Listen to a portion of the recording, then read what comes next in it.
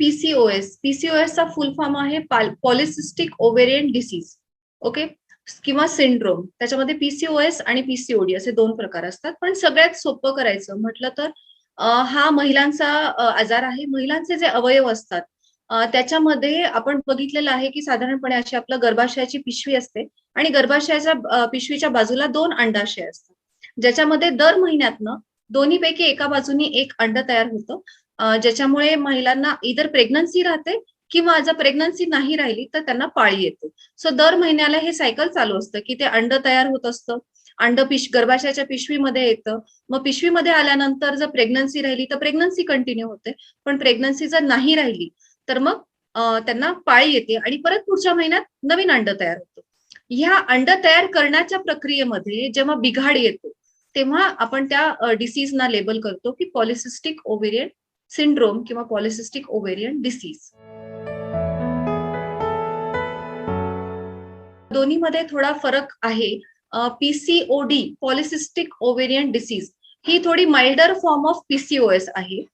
Basically त्याच्यामध्ये मी जसं म्हटलं की अंडे तयार होत असतात, तर ह्याच्यामध्ये ॲबनॉर्मल अंडे तयार होणं किंवा इमॅच्युअर अंडे खूप सगळे तयार होतात आणि ते अंडे गर्भाशयाच्या पिशवीमध्ये न येता ते तिथेच राहतात.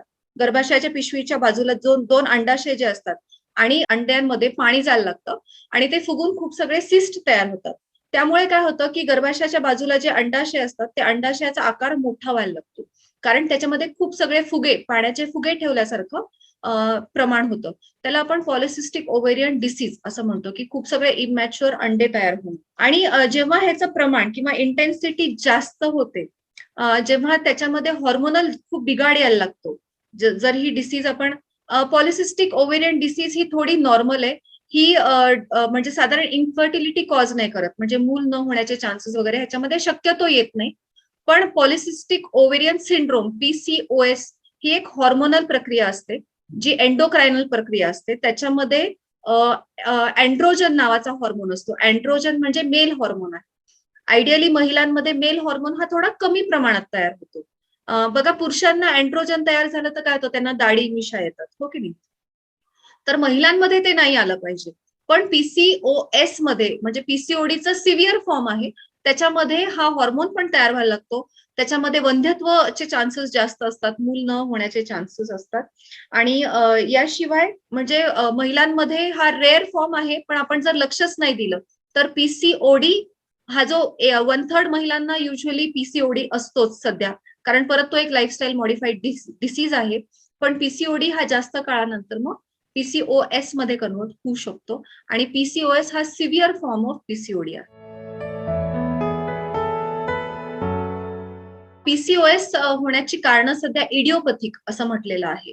इडिओपॅथिक म्हणजे अननोन रिझन्स आहेत, कारण की जसं बीपी डायबेटीज हा खूप वर्षांपासून आपल्याला माहितीये की हे आजार होतात, पण पीसीओएस आता सध्या बघायला गेलं तर लहान म्हणजे मुलींपासून सुरुवात होते. म्हणजे पाळी येऊन जेमतेम त्यांना 3-4 महिने झालेत आणि अशा मुलींना सुद्धा पीसीओडी आढळतं. पीसीओडी हा माइल्डर फॉर्म आहे. पुढे चालून तो पीसीओएस मध्ये कन्वर्ट होऊ शकतो.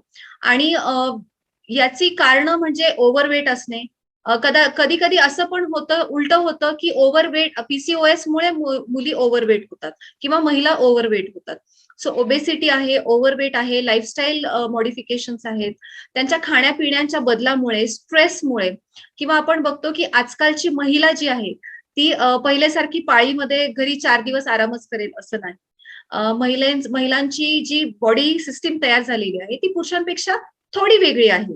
म्हणजे ती थोडी जास्त नाजूक आहे त्या हॉर्मोन्समुळे. इस्ट्रोजन, प्रोजेस्ट्रॉन नावाचे जे हॉर्मोन्स असतात ती थोडी जास्त फेमिनिन असते. तर तिने तिचं सेल्फ केअर घेणं, थोडं काळजी घेणं. ओव्हर अँबिशियस ज्या मुली होतात किंवा ज्या महिला ओव्हर अँबिशियस होतात, आजकाल आपण बघितलंय की महिला मॅस्क्युलिनिटीकडे जास्त वळतात. म्हणजे त्या पुरुषी कपडे तर घालणारच घालणार, पण त्या सेल्फ डिपेंडंट किंवा इंडिपेंडंट आपण जे म्हणतो, ओव्हर इंडिपेंडन्स, ओव्हर अँबिशियस नेचर, ह्याच्यामुळे मेल हॉर्मोन तयार होण्याचं प्रमाण जास्त झालं.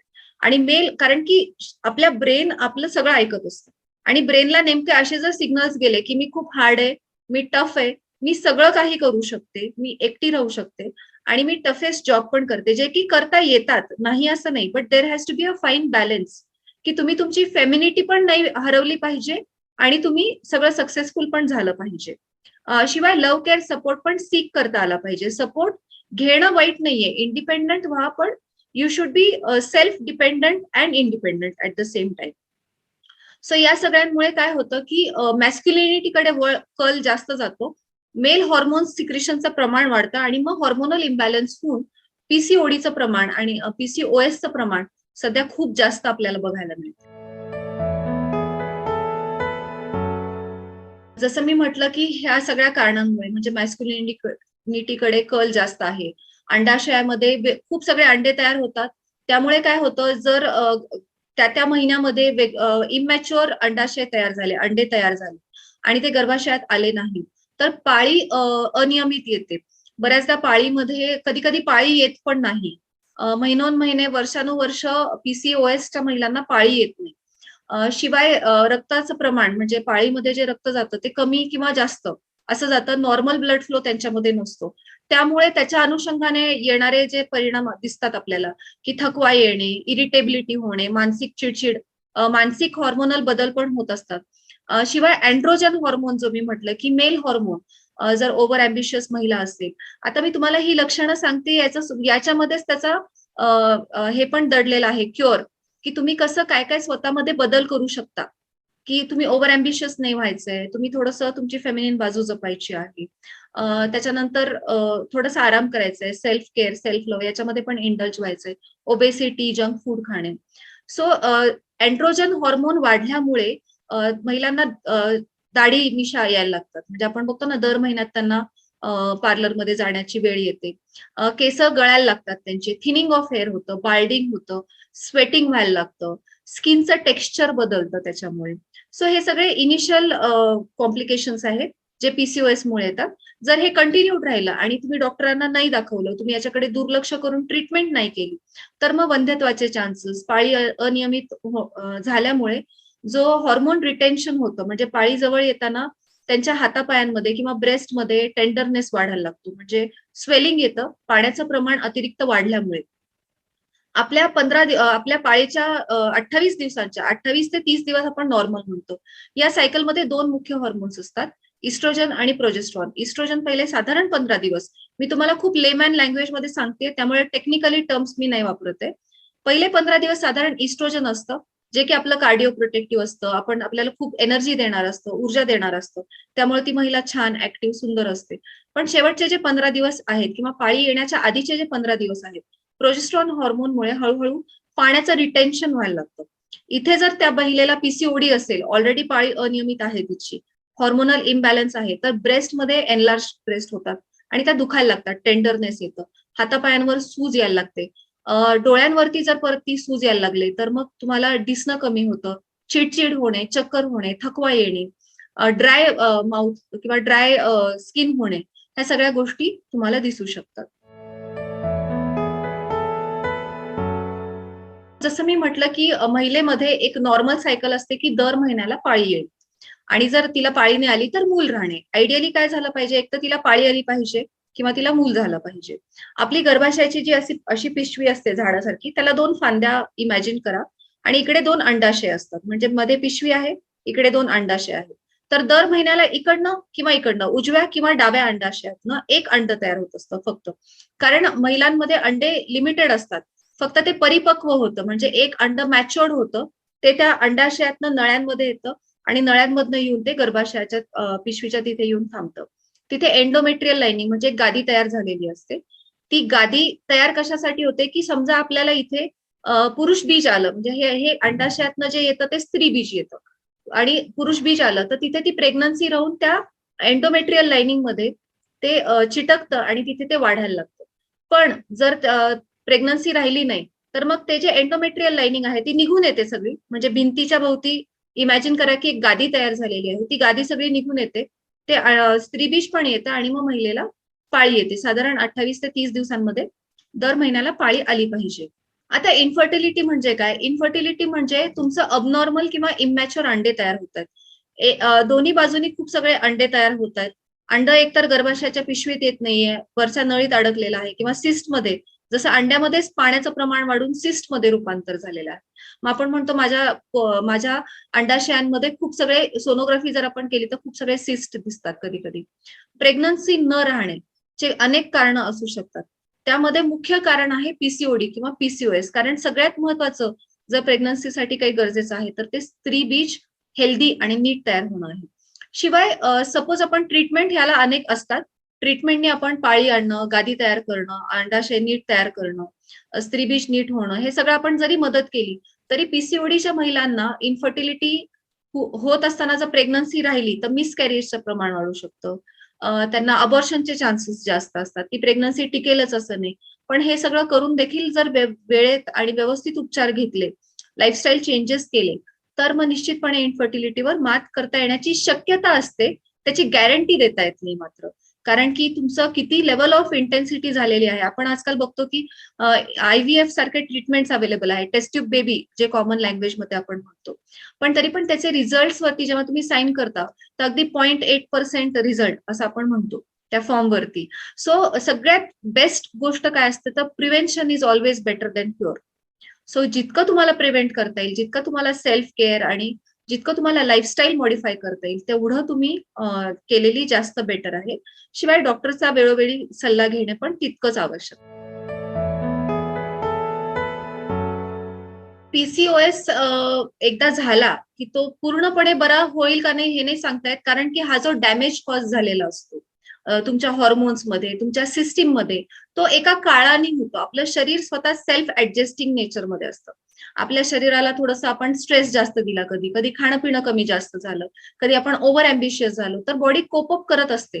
हे कोपिंग मेकॅनिझम जे आहे शरीराचं, जेव्हा ते ढासळायला लागतं तेव्हा त्याचा हळूहळू हळू परिणाम होत काही वर्षांनी मग पीसीओएस डेव्हलप झालेला असतो किंवा पीसीओडी डेव्हलप झालेला असतो. सो पूर्णपणे क्युअर करणं हे आपल्या हातात निश्चितपणे नसतं. पण तरी पण तुम्ही lifestyle modification, dietary changes, exercise करणे, जास्त ओव्हर अम्बिशियस न होणे, ह्या सगळ्या गोष्टी महिलांनी काळजी घेणं गरजेचं आहेच आहे. याशिवाय ह्याच्या ट्रीटमेंटमध्ये आपण दर महिन्याला पाळी आणण्यासाठी विविध गोळ्या, औषध उपचार अवेलेबल असतात. It depends on the female की तिला आता प्रेग्नन्सी ठेवायसाठी ट्रीटमेंट घ्यायची आहे, पाळी महिन्याला येण्यासाठी ट्रीटमेंट घ्यायची आहे, का तिला पीसीओएस चे कॉम्प्लिकेशन्स झालेले आहेत आणि ते कॉम्प्लिकेशन्स क्युअर करण्यासाठी तिला ट्रीटमेंट हवी आहे. तर या सगळ्या गोष्टींसाठी विविध औषधं आपल्याकडे अवेलेबल असतात आणि त्यानुसार त्याची लाईन ऑफ ट्रीटमेंट ठरते. इथे सगळ्यात महत्वाचं मला नमूद करावं असं वाटतं की त्या महिलेनी तिची काळजी घेणं आवश्यक आहे आणि विशेष करून त्या महिलेनी तिच्या मुलांना आणि मुलींना स्पेशली सांगणं आवश्यक आहे की आपली बॉडी ही सपोज तरुण वयामध्ये जर आपण आपल्या शरीराची काळजी नाही घेतली तर काय होतं, सपोज माझ्या घरातली लाईट गेली, लाईट गेल्यानंतर माझ्याकडे इन्व्हर्टर आहे. मग इन्व्हर्टर काय काम करेल, मी माझा फ्रीज बंद करेल, वॉशिंग मशीन बंद करेल, टीव्ही बंद करेल, हो की नाही, आणि फक्त जे आवश्यक आहे त्या गोष्टींसाठी तो इलेक्ट्रिक सप्लाय जाईल. तसंच आजकाल आपण बघतो की लहान मुली वेळच्या वेळी न खाणं, भूक मारणं, जंक फूड खाणं, मला भूकच लागत नाही किंवा मला एक्सरसाइजच नाही करायची, अतिशय छोट्या छोट्या गोष्टींमध्ये ताण टेन्शन घेणं, यामुळे स्ट्रेस वाढतो. स्ट्रेस वाढल्यामुळे जो आपला एनर्जी, ऑर्गन्स आणि ब्लड सप्लाय असतो तो मेन ऑर्गन्सला जातो. म्हणजे तुमचं हृदय, जसं तुमचं शरीर इन्व्हर्टरवर चाललंय, ते चालेल एक 5 वर्ष, म्हणजे साधारण 11वी-12वी पासून, जर किंवा 10-11 वर्षाच्या मुलींपासून आज पाळी येते मुलींना, पण त्या 11वी-12वीत जाईपर्यंत त्यांना पीसीओडी डायग्नोस होतो आणि त्यांना by the time they finish the college or they are actually into the marriage, तोपर्यंत त्यांना पीसीओडी डायग्नोस होऊन इन्फर्टिलिटी, म्हणजे लग्नाच्या वयातच तुम्हाला इन्फर्टिलिटी होते. हे जर टाळायचं असेल तर हे शिक्षण आवश्यक आहे की तुमचं शरीर इन्व्हर्टरवर चालता कामा नये. कारण की जर तुम्ही तुमचं शरीर इन्व्हर्टरवर चालवलं तर तुमचं हृदय, किडनी, लिव्हर, ब्रेन हे नीट चालेल, पण तुमची एंडोक्रायनल सिस्टीम, तुमची हॉर्मोनल सिस्टीम मध्ये बिघाड येतो. तिथं ते एनर्जी कॉन्झर्व करतं, ते हॉर्मोन्स कमी करतं, इम्बॅलन्सेस कॉज करतं, बाकीच्या अवयवांचे फंक्शन्स कमी करतं आणि 10-12 वर्षांच्या काळानंतर हा आजार होतो. पण आजार डायग्नोसिस होईपर्यंत वेळ निघून गेलेली असते. एस्पेशली पीसीओएस हा खूप कॉमन आणि खूप जास्त काळजीचा विषय आहे, कारण की हा या काही वर्षांमध्येच वाढलेला आहे आणि हा आपण क्युअर नाही करू शकत. पण निश्चितपणे आपण नीट राहिलो, लहानपणापासून जर मुलींनी त्यांची काळजी घेतली तर तो आपण थांबवू शकतो. सो हा जास्त इम्पॉर्टंट मेसेज वाटतो मला. तसंच पीसीओएस बद्दल पण खूप अंधश्रद्धा आहे. कारण की आपल्यामध्ये महिलांनी म्हणजे प्रजनन करणे हे खूप मोठी गोष्ट आहे. त्याच्यासाठी तिला अनेक रूल्स फॉलो करायला आधीपासून सांगितलं जातं, की पाळीत तू ही काळजी घे, ती काळजी घे. तसंच जर त्या महिलेला कारण की सगळ्यात मोठं माणसाचा जन्म कशासाठी झालाय? एक तर त्याचा पोटाची खळगी भरणे, दुसरं म्हणजे प्रजनन करणे. हा सगळ्यात मोठा विषय आहे, आवश्यक असा विषय आहे. त्यामुळे याच्या अनुषंगाने मिथ्स काय-काय आहेत? तर सगळ्यात महत्त्वाचं म्हणजे की तुम्ही दूध घेऊ शकता का नाही?